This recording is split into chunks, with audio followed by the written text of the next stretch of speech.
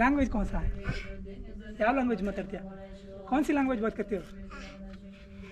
ಹಾಂ ಅಂತವನೇ ಹಾಂ ಕರೆಕ್ಟ್. ಅಂದರೆ ಇವ್ರು ಏನು ಹೇಳ್ತಿದ್ದಾರೆ ಅಂದರೆ ಇವರು ಬೆಟ್ಟದ ಮೇಲೆ ಬಂದು ಪೂಜೆ ಮಾಡ್ತಾರೆ.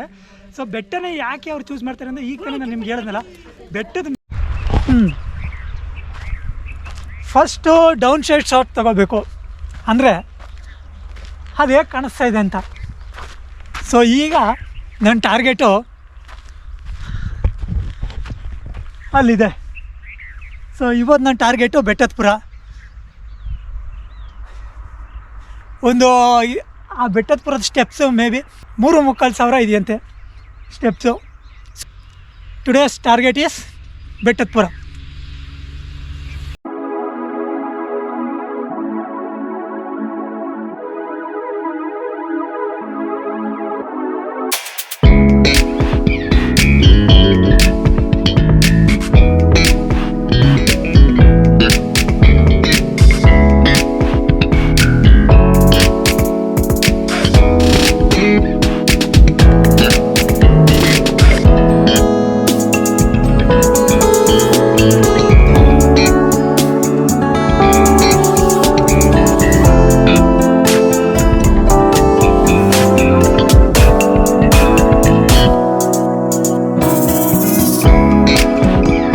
ಇವಾಗ ನಾನು ಫೈನಲಿ ಬೆಟ್ಟದ ಬಾಗಿಲಲ್ಲಿದ್ದೀನಿ.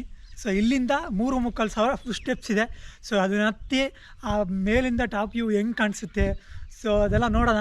ಅದೆಲ್ಲ ಕ್ಯಾಮ್ರದ ಮುಖಾಂತರ ಇನ್ನೂ ಕ್ಯಾಪ್ಚರ್ ಮಾಡೋದು ತುಂಬ ಎಕ್ಸೈಟ್ಮೆಂಟ್ ಆಗಿದ್ದೀನಿ ನನಗೆ.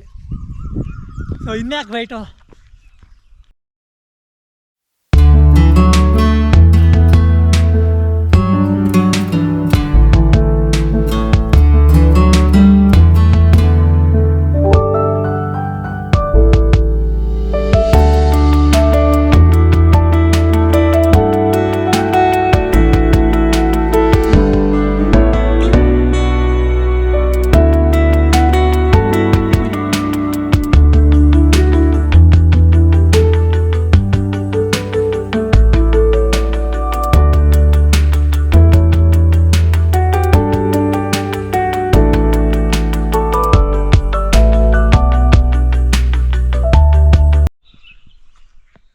ಪಾರಿವಾಳಗಳು.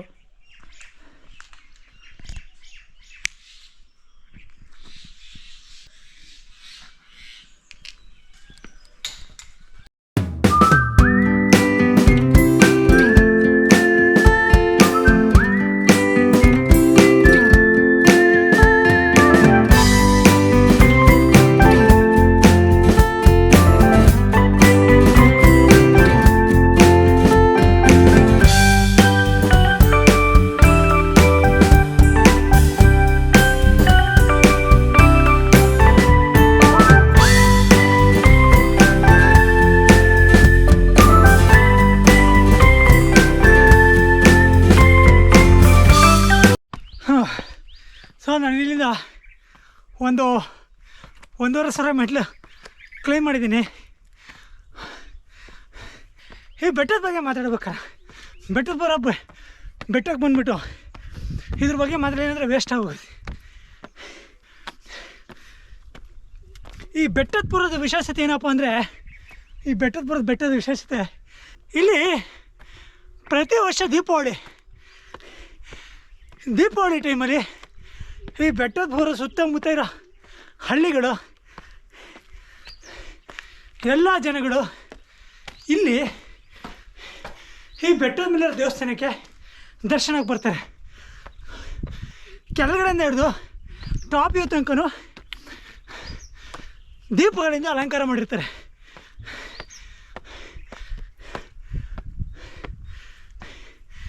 ಈಗ ಒಂದು ಇಲ್ಲಿ ವ್ಯೂ ಪಾಯಿಂಟ್ ಚೆನ್ನಾಗಿದೆ ತೋರಿಸ್ತೀನಿ ತಡೀರಿ. ಹೀಗೆ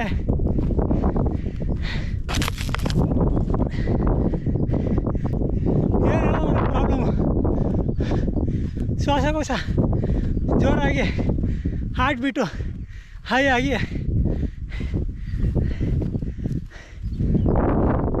ಆತ್ಮ ದೇಹದಿಂದ ಹೊರಗಡೆ ಬರೋಕ್ಕಾಗ್ತಿಲ್ಲ, ಒಳಗಡೆ ಇರೋಕ್ಕಾಗ್ತಿಲ್ಲ, ಆ ಮಟ್ಟಿಗೆ ಆಗ್ತೈತೆ ಈಗ. ಬಟ್ ಇದೊಂಥರ ಡಿಫ್ರೆಂಟ್ ಮಜಾ.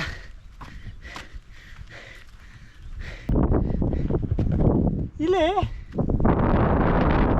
ಈ ಜಾಗ ನೋಡಿ, ಈ ಜಾಗ ನೋಡ್ತಿದ್ರೆ ಇದು ತುಂಬ ಇಂಪಾರ್ಟೆಂಟ್ ಜಾಗ. ಕರೆಕ್ಟಾಗಿ ನೋಡ್ಕೊಳ್ಳಿ. ಇಲ್ಲಿ ಎಷ್ಟೋ ಪ್ರೇಮಿಗಳು ಬಂದಿಲ್ಲಿ ಆ ಗೋಡೆ ಮೇಲೆ ಅವ್ರ ನೇಮ್ಗಳನ್ನ ಕೆತ್ಬಿಟ್ಟು ಇವತ್ತು ಅವರವರು ಬೇರೆ ಬೇರೆ ಜೋಡಿ ಜೊತೆ ಜೀವನ ಮಾಡ್ತಿದ್ದಾರೆ. ಅಂಥ ಲವ್ ಸ್ಟೋರಿಗಳು ಈ ಗೋಡೆ ಮೇಲೆ ಇದ್ದಾವೆ. ಬನ್ನಿ ತೋರಿಸ್ತೀನಿ.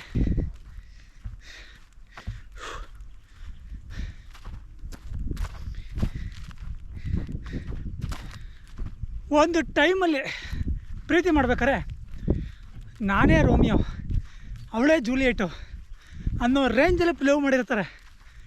ಲವ್ ಎಲ್ಲ ಮಾಡಿದ್ರೆ ಲವ್ ಮಾಡೋ ಸುಮ್ಮನೆ ಮಾಡಲ್ಲ ಅವರು. ನಮ್ಮ ಜನಗಳು ಏನು ಮಾಡ್ತಾರೆ, ಅವ್ರೊಂದು ಲವ್ವಿಗೆ ಒಂದು ಅರ್ಥ ಕೊಡಬಾರ್ದ, ಆ ಅರ್ಥ ಕೊಟ್ಟಿರ್ತಾರೆ. ಆ ಅರ್ಥನೇ ಅವರಿಗೆ ಅರ್ಥ ಕೊಡೋಕ್ಕೆ ಸಿಗೋವಂಥದ್ದೇ ಈ ನಮ್ಮ ಗೋಡೆಗಳು.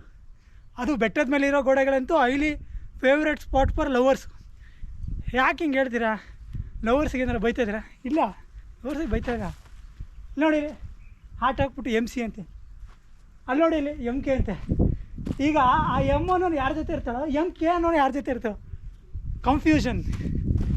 ಬಟ್ 90% ಸಕ್ಸಸ್ ಆಗಿಲ್ಲ ಅಂದರೆ ಒಂದು 10% ಸಕ್ಸಸ್ ಆಗಿರ್ತಾರೆ.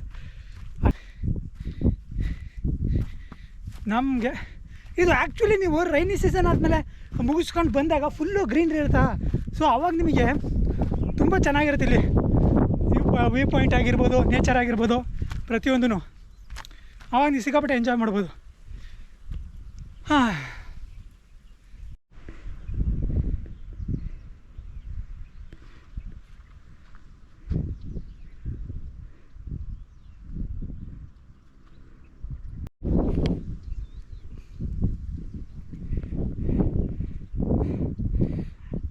ಯಾರೋ ಡ್ರಾಯಿಂಗ್ ಹಾಕಿರೋಂಗೆ ಕಾಣಿಸ್ತಾ ಇಲ್ವಾ? ಸ್ಕೈ ಫುಲ್ಲು ಆಕಾಶ ನೋಡಿ, ಒಂಥರ ಡ್ರಾಯಿಂಗ್ ಹಾಕಿರೋಂಗೆ ಎಷ್ಟು ನೀಟಾಗಿ ಹೋಗಿದೆ. ಹಾಂ ಅಲ್ಲ, ಸಿಂಪಲಾಗಿ ಒಂದು ವರ್ಡ್ ಹೇಳಿ ಇದ್ರ ಬೆಲೆ ಅಂತ ಹೇಳಿದ್ರೆ ಏನು ಹೇಳೋಕ್ಕೆ ಸಾಧ್ಯ? ಸಿಂಪಲಾಗಿ ಹೇಳಬೇಕು ಅಂದರೆ ಸೂಪರ್ ಅಷ್ಟೇ.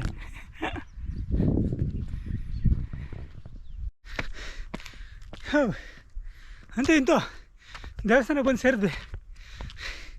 ಸೊ ಬೆಟ್ಟದಪುರ ಇನ್ನೇನು ಫಿನಿಷಿಂಗು ಹಂತದಲ್ಲಿ ಇದ್ದೀನಿ. ಫೈನಲ್ ಇವು ನೋಡೋಕ್ಕೆ ಎಕ್ಸೈಟ್ ಆಗಿದ್ದೀರಾ? ನಿಮಗಿಂತ ಜಾಸ್ತಿ ನಾನು ಎಕ್ಸೈಟ್ ಆಗಿದ್ದೀನಿ. ನೋಡೋಣ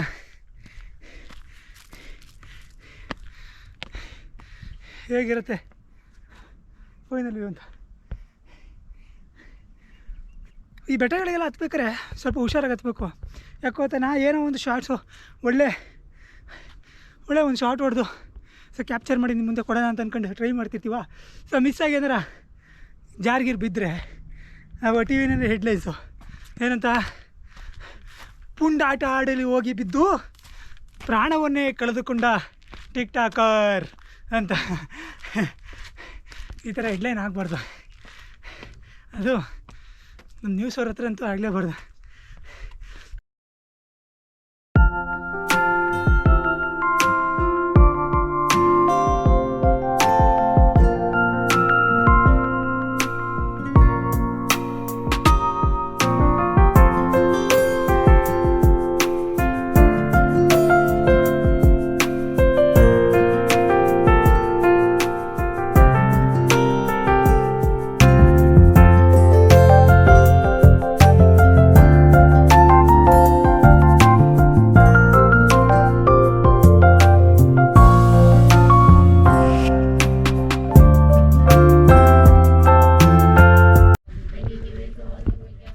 जानते हो इंग्लिश लैंग्वेज कौन सा है?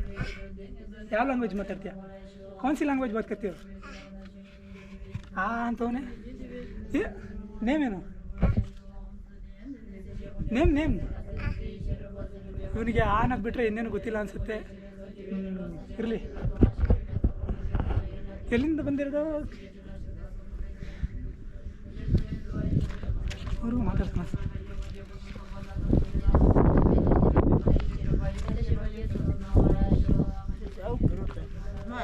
यार friend sir English no Hindi Hindi कहाँ से आप? हम अरुणाचल से। अरुणाचल से?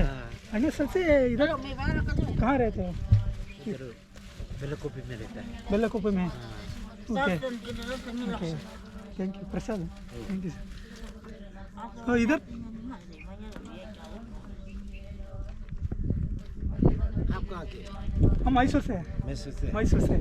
तो इधर क्या करना है लेकिन पूजा पूजा पाठ दर्शन के लिए इधर कौन से भगवान के लिए पहाड़ी में चढ़ते हो? सिर्फ पहाड़ी में चढ़ के पूजा करते हैं। हाँ हाँ जितना पहाड़ हाइट पे चढ़ के करेगा उतना हमारा धर्म फैलेगा ना। ಹಾಂ ಕರೆಕ್ಟ್. ಅಂದರೆ ಇವ್ರು ಏನು ಹೇಳ್ತಿದ್ದಾರೆ ಅಂದರೆ ಇವರು ಬೆಟ್ಟದ ಮೇಲೆ ಬಂದು ಪೂಜೆ ಮಾಡ್ತಾರೆ. ಸೊ ಬೆಟ್ಟನೇ ಯಾಕೆ ಅವ್ರು ಚೂಸ್ ಮಾಡ್ತಾರೆ ಅಂದರೆ ಈಗ ನಾನು ನಿಮ್ಗೆ ಹೇಳಿದ್ನಲ್ಲ, ಬೆಟ್ಟದ ಮೇಲೆ ಬಂದು ಪೂಜೆ ಮಾಡೋದ್ರಿಂದ ದೇವರಿಗೆ ನಾವು ಇನ್ನೂ ಹತ್ರ ಆಗ್ತೀವಿ. ಸೊ ಆ ಪೂಜೆ ಮಾಡೋದು ಅವ್ನಿಗೆ ಇನ್ನೂ ಹತ್ರ ಹೋಗಿ ತಲುಪುತ್ತೆ. ನಾವು ಬೆಟ್ಟದ ಎಷ್ಟು ಹತ್ರ ಹತ್ತೀವೋ ಅಷ್ಟೇ ಹತ್ರ ನಾವು ಹೋಗ್ತೀವಿ ಅನ್ನೋದು ಅವರು ಭಾವನೆ. ಸೊ ಅವ್ರ ನಂಬಿಕೆ, ಅದನ್ನು ಅವರು ಹಿಂದಿಲಿ ಹೇಳಿದ್ದಾರೆ. ಅದನ್ನ ನಾನು ನಿಮ್ಗೆ ಕನ್ನಡದಲ್ಲಿ ಟ್ರಾನ್ಸ್ಲೇಟ್ ಮಾಡಿದ್ದೀನಿ. ಸೊ ಅಪ್ಪನ दुर्जीत सिंह ಹಾಂ ಸಿಂಗ್ ಇವ್ರ ಹೆಸರು ದೌರ್ಜಿ ಸಿಂಗ್ ಅಲ್ಲ ಸಿಂಗ್. ಸೊ ಇವರು ಅರುಣಾಚಲ್ ಪ್ರದೇಶದಿಂದ ಬಂದಿದ್ದಾರೆ. ಅರುಣಾಚಲ್ ಪ್ರದೇಶ ಓಕೆ ಇವರು ಅರುಣಾಚಲ್ ಪ್ರದೇಶ ಬಂದು. ಸೊ आप लोग बौद्ध धर्म को मानते हैं ना? बौद्ध से. ಸೊ ಇವರು ಬೌದ್ಧ ಧರ್ಮನ ನಂಬೋರು. ಇವರು ಬೌದ್ಧ ಧರ್ಮದವರು ಮೇಲೆ ಬಂದು ಸೊ ದೇವರಿಗೆ ಯಾವುದೋ ಇದೆ ನಾಮ ಬೇರೆ, ದೇವರು ಒಂದೇ. ಸೊ ಅವರು ಇದು ಬೆಟ್ಟದ ಮೇಲೆ ಬಂದ್ಬಿಟ್ಟು ಪೂಜೆ ಮಾಡ್ತಾಯಿದ್ದಾರೆ. ಸೊ ಹಾಯ್ ಹೇಳ್ಬಿಡಿ. ಹಾಯ್ ಕರು. ಇದು ಪುರಾತನವಾದ ದೇವಸ್ಥಾನ. ಇಲ್ಲಿ ನೀವು ಯೋಚನೆ ಮಾಡ್ಬೇಕಾದ್ರೆ ಒಂದು ವಿಚಾರ ಇದೆ. ನಮ್ಮ ಪೂರ್ವಜರು ಬೆಟ್ಟಗಳ ಮೇಲೆ ಬಂದೇ ದೇವಸ್ಥಾನ ಸ್ಥಾಪನೆ ಮಾಡಿದ್ದಾರೆ. ಅಂದರೆ ಏನು ದೇವರ ಏನಾದ್ರು ಬಂದು ಸ್ಥಾಪನೆ ಮಾಡಿದೆ? ಇಲ್ಲ, ಮನುಷ್ಯ ತಾನೇ ಮಾಡಿರೋದು. ಅವರೇ ನಮ್ಮ ಪೂರ್ವಜರು. ಯಾಕೆ ನಮ್ಮ ಪೂರ್ವಜರು ಥಿಂಕ್ ಮಾಡಿ ಬೆಟ್ಟದ ಮೇಲೆ ದೇವಸ್ಥಾನ ಬಂದು ಸ್ಪೆಸಿಫಿಕ್ಕಾಗಿ ಯಾಕೆ ಕಟ್ತಾರೆ ಅಂತ ಅದ್ರಲ್ಲಿ ಯೋಚನೆ ಮಾಡಿದ್ರೆ, ನಾನು ಯೋಚನೆ ಮಾಡಿದ್ರೆ ಸಿಕ್ಕಿದ್ದು 2 ಪಾಯಿಂಟ್. ಒಂದು ಏನು ಅಂದರೆ, ಮುಂದೆ ಬರೋ ಪೀಳಿಗೆ ಯೂತ್ಸು ಯಾರೇ ಆದರೂ ಮನುಷ್ಯನಿಗೆ ಏನು ಬರುತ್ತೆ ಹೇಳಿ, ಸಮಯ ಸಾಕ್ತಿದ್ದಂಗೆ ಹಣ ಸಂಪತ್ತು ಏನೋ ಒಂದು ಬರ್ತಿದ್ದಂಗೂ ನಾನು ನಂದು ಅನ್ನೋ ಗರ್ವ ಬರುತ್ತೆ. ಸೊ ಈ ಗರ್ವ ಜಾಸ್ತಿ ಆದಾಗ ಮನುಷ್ಯ ಯಾರಿಗೂ ನಿಲ್ಲಲ್ಲ. ಅವನ ತಲೆ ಏನು ಬರುತ್ತೆ ಅದೇ ನಡೀತಾರೆ. ಸೊ ಹಿಂಗೆ ನಡಿಬೇಕಾದ್ರೆ ಅದಕ್ಕೆ ಪೂರ್ವಜರು ಮೊದಲೇ ಥಿಂಕ್ ಮಾಡಿ ಏನು ಎಷ್ಟು ಮಾಡಿದ್ದಾರೆ ಅಂದರೆ, ಈ ಥರ ಪರ್ವತದ ಮೇಲೆ ದೇವಸ್ಥಾನ ಕಟ್ಟಿ ಅವರಂತೂ ನಮ್ಗೆ ಇವತ್ತು ಹೇಳೋಕ್ಕೆ ಬದುಕಿಲ್ಲ. ಸೊ ಈ ಪರ್ವತದ ಮೇಲೆ ದೇವಸ್ಥಾನ ಕಟ್ಟಿಸಿ ಅವ್ರು ಏನು ಹೇಳ್ತಿದ್ದಾರೆ ಅಂತ ನೀವು ಥಿಂಕ್ ಮಾಡಿದ್ರೆ ಏನು ಹೇಳ್ತಿದ್ದಾರೆ ನೋಡ್ರಪ್ಪ, ಮುಂದಿನ ಪೀಳಿಗೆ ಯೂತ್ಸು ನೀವು ಎಷ್ಟೇ ಬೆಳೆದು ಏನೇ ದುಡ್ಡು ಸಂಪಾದನೆ ಮಾಡಿ ಎಷ್ಟೇ ದೊಡ್ಡ ಸ್ಥಾನಕ್ಕೆ ಹೋದ್ರು ಬೆಟ್ಟದ ಮೇಲೆ ಅವ್ರು ಬಂದು ಹತ್ಕೊಂಡು ನಿಂತ್ಕೊಂಡು ನೋಡಿದಾಗ ಅವ್ರಿಗೆ ಏನು ಅನಿಸ್ಬೇಕು ಅಂದರೆ, ಪ್ರಕೃತಿ ಮುಂದೆ ನಾನು ನಿಂತ್ಕೊಂಡು ಬೆಟ್ಟದ ಮೇಲೆ ನಿಂತ್ಕೊಂಡು ನೋಡಿದಾಗ ನಾನು ಏನೂ ಇಲ್ಲ, ಒಂದು ಇರಬೇಕು ಸಮಾನವೂ ಇಲ್ಲ. ಸೊ ಅಲ್ಲಿ ಕೆಳಗಡೆ ಇದ್ದು ನಾನು ನಂದು ಅಂತ ಗರ್ವ ಪಡೋದಕ್ಕಿಂತ ಬೆಟ್ಟದ ಮೇಲೆ ಬಂದು ಹಿಂಗೆ ನೋಡಿದಾಗ ಇದನ್ನು ಅವನು ಅರ್ಥ ಮಾಡ್ಕೊಳ್ಳಿ, ನಮಗಿಂತ ಇಲ್ಲಿ ದೊಡ್ಡದು ಪ್ರಕೃತಿ ಇದೆ, ಪ್ರಕೃತಿಗಿಂತ ದೊಡ್ಡದು ದೇವರಿದ್ದಾನೆ ಅಂತ ಅಂದ್ಬಿಟ್ಟು ಅಂತ ಇದನ್ನು ತಲೆ ಉಪಯೋಗಿಸಿ ಪೂರ್ವಜರು ಆವಾಗ ದೇವಸ್ಥಾನಗಳನ್ನ ಪರ್ವತದ ಮೇಲೆ ಕಟ್ಟಿಸಿ ಹೋಗಿದ್ದಾರೆ. ಇದು ಒಂದು ಪಾಯಿಂಟ್. ಇನ್ನೊಂದು ಪಾಯಿಂಟ್ ಏನು ಅಂತ ಕೇಳ್ಬೋದು. ಇನ್ನೊಂದು ಪಾಯಿಂಟ್ ಹೆಂಗೆ ಅಂದರೆ, ಹೋಗಲಿ ದೇವ್ರನ್ನ ನೋಡಬೇಕು ಅನ್ನೋ ಒಂದು ಇಚ್ಛೆ, ಒಂದು ಕುತೂಹಲಕಾರ ಈ ಬೆಟ್ಟ ಹತ್ತಿ ಜನಗಳು ಬರ್ತಾರಲ್ವ, ಆ ಬೆಟ್ಟ ಹತ್ತು ಬಂದಾದಮೇಲೆ ಅವ್ರಿಗೆ ಏನು ಸಿಗ್ಬೋದು? ಆ ಕೆಳಗಡೆಯಿಂದ ಬೆಟ್ಟ ಇಲ್ಲಿಗೆ ಹತ್ತು ಬಂದು ಇದು ಮಾಡಿದಾಗ ಸೊ ಹೆಲ್ತು ಚೆನ್ನಾಗಿರುತ್ತೆ. ಸೊ ಬೆಟ್ಟ ಹತ್ತಿ ಇದು ಮಾಡಿದಾಗ ದೇಹ ಚೆನ್ನಾಗಿರುತ್ತೆ. ದೇಹ ಚೆನ್ನಾಗಿದ್ರೆ ಮನುಷ್ಯ ಚೆನ್ನಾಗಿರ್ತಾನೆ. ದೇಹ ಚೆನ್ನಾಗಿದ್ರೆ ಮನುಷ್ಯ ಚೆನ್ನಾಗಿರುತ್ತೆ. ಚೆನ್ನಾಗಿದ್ರೆ ಮನುಷ್ಯ ಚೆನ್ನಾಗಿರ್ತಾನೆ, ಖುಷಿಯಾಗಿರ್ತಾನೆ. ಆರೋಗ್ಯ ಅವ್ನು ಕೈ ಕೊಡ್ತು ಒಂದು ಕಡೆ, ಏನೇ ಅದನ್ನು ಮನುಷ್ಯನ ಮುಂದೆ ಇಟ್ಟರು ಅವನಿಗೆ ಎಲ್ಲ ಅದು ನಶ್ವರನೇ, ಏನೂ ಬೇಕಾಗಿಲ್ಲ ಅನಿಸುತ್ತೆ. ಜೊತೆಲಿದ್ದಿದ್ದ ತಂದೆ ತಾಯಿ ಹೆಂಡತಿ ಮಕ್ಕಳು ಯಾರೇ ಆದ್ರೂ ಅವನಿಗೆ ಆರೋಗ್ಯ ಕೆಡ್ತು ಇಲ್ಲ ಅವಳಿಗೆ ಆರೋಗ್ಯ ಕೆಡ್ತು ಅಂದರೆ ಆ ನೋವನ್ನ ಬೇರೆಯವ್ರು ಯಾರೂ ತಿನ್ನೋಕ್ಕಾಗಲ್ಲ, ಆ ನೋವನ್ನ ಅವರೇ ತಿನ್ನಬೇಕು. ಸೊ ಅದಕ್ಕೆ ಆರೋಗ್ಯ ಇಸ್ ವೆರಿ ಇಂಪಾರ್ಟೆಂಟ್.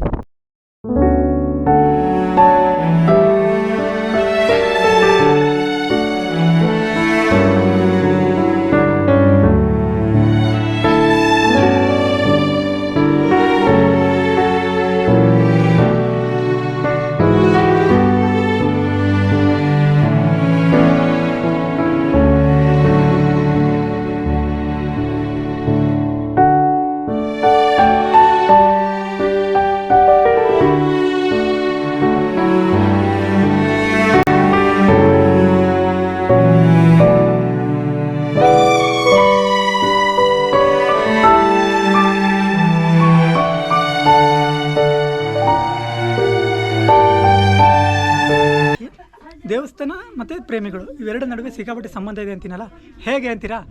ನೋಡಿ ಇಲ್ಲಿ ಗೋಡೆಗಳ ಮೇಲೆ ಏನು ಸಂಬಂಧ. ಏನಿದು ಹೆಸರುಗಳು? PSK, HK, ಧನಲಕ್ಷ್ಮಿ, ಮೂರ್ತಿ, ಆಮೇಲೆ ಇದೇನಿದು ನವ್ಯ, ನೀನು ನನ್ನ ಜೀವ. ಸರಿ, ಆಮೇಲೆ ಮುಂದಕ್ಕೆ ಹೋಗೋಣ. ನಮ್ಮ ರಂಗನಾಥ್ ಹೇಳ್ದಂಗೆ ಮುಂದಕ್ಕೆ ಹೋಗೋಣ. ಸೊ ಇಲ್ಲಿ ಪುಷ್ಪ.